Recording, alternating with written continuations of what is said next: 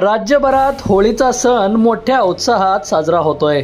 सोलापुरातील जोडबावीपेठ परिसरातील बाप्पा गणपती SM प्रतिष्ठानच्या वतीने दरवर्षीप्रमाणे होलिका दहन कार्यक्रम करण्यात आले।